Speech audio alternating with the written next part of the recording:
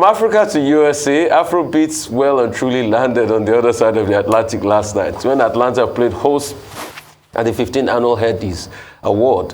Nigerian singer Benson has been crowned the next rated at this year's Headies. He also walks away with a 2022 Bentley Bentayga SUV.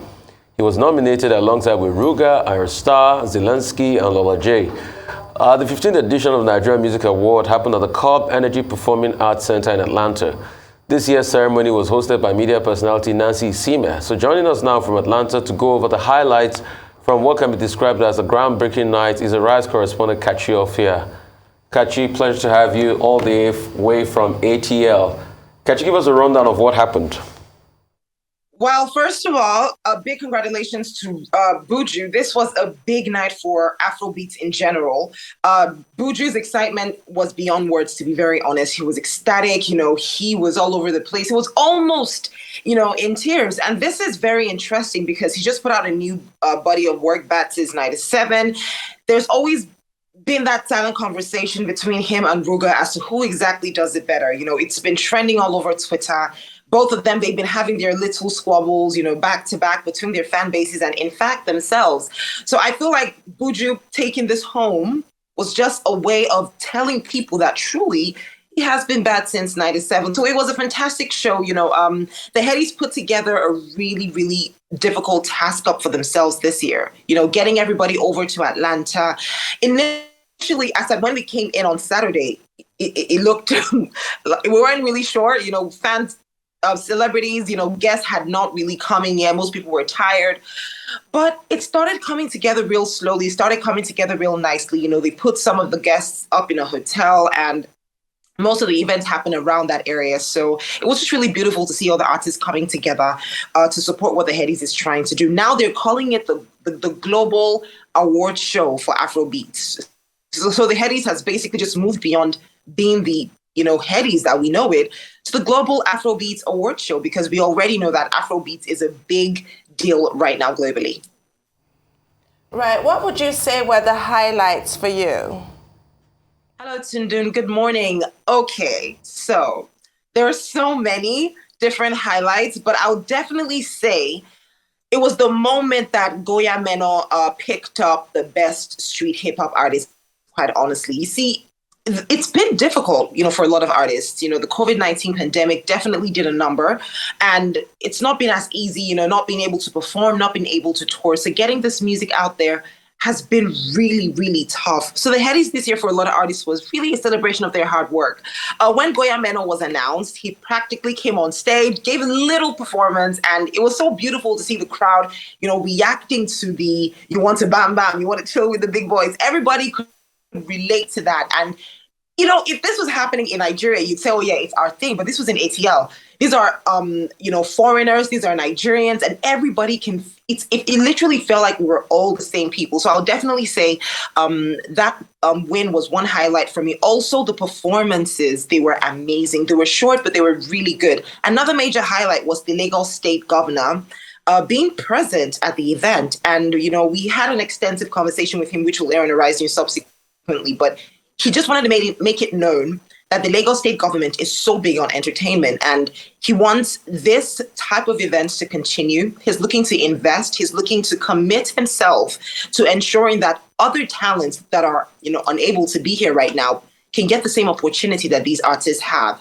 So I thought it was really exciting to see, a governor really, really pushing the gospel of entertainment, because a lot of people would say if there's one industry that thrives in Nigeria, unfortunately, it's a sad saying, it's the entertainment industry. And this is because you don't have as much government input in it. But in this situation, he's saying that he understands that and he wants to be part of it. And he was a big part of it. He was talking about artists he loves. He definitely had a swell time. So it was beautiful. Those are the definite highlights for me. Okay, Kachi, this is the 15th edition. First time it will go global on a large scale. You made that point, but what again is different this time around in terms of the number of categories and the winners? And will it be correct to describe this as the Headies edition for Wizkid, who got 10 nominations and went on to take all the major, awards? 100%. Absolutely. The different thing about this year's Headies definitely was the fact that we saw a lot of behind the scene recognition. Usually with award shows to start with, global award shows, in fact, it's always the artist that you can see. It's always the artist that people hear about that is appreciated. So for instance, Goya Meno released Ameno Amapiano. That was a beautiful song. But what people need to also understand is without Neptunes, who produced that beautiful beat, there would absolutely be no Ameno Amapiano. Same thing with Ladipo when he came up stage to pick up his award for Feeling. He had to point out the fact that he has a huge team behind him. And, without that team in place, he wouldn't have gotten to where he was. So this year we saw, the music executive of the year. We saw a lot of behind the scenes members of this big project being awarded. Sunday Are got his award. The band came up stage. He actually called up the Don Jazzy. It was such a beautiful moment. We saw producers also get their flowers. We saw songwriters get their flowers. And that's definitely one thing that made this year different.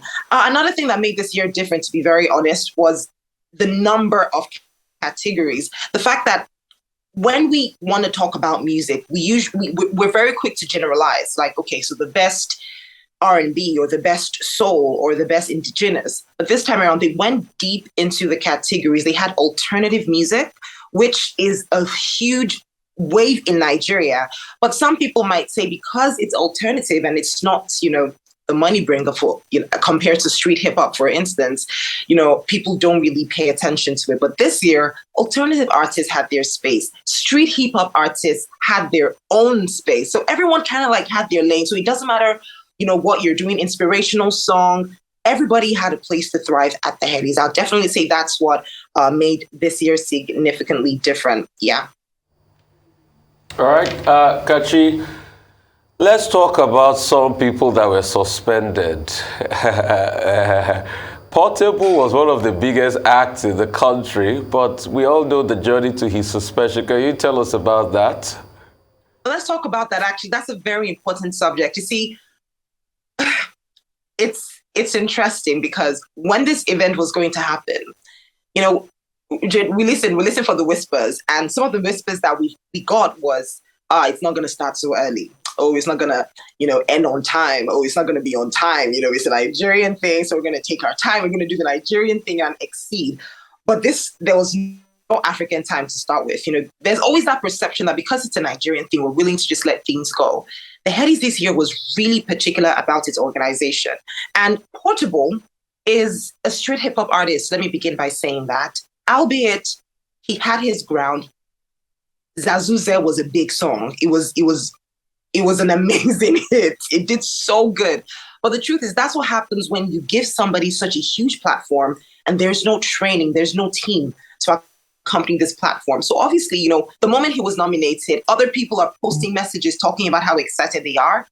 Portable is going online to basically threaten his contemporaries, which now would be Buju, that, if I don't win this award, if I don't get this next rated artist, there's going to be trouble. And that was the first strike for him. That was unacceptable. He had to come out to apologize.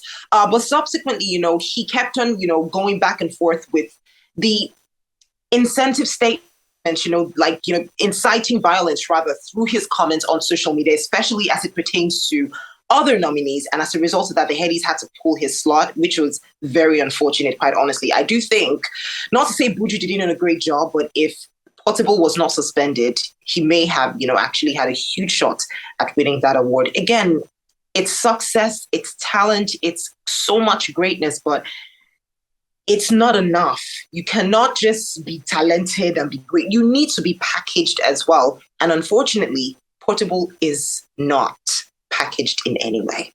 Thank you, Kachi. Talent is not enough, like they say.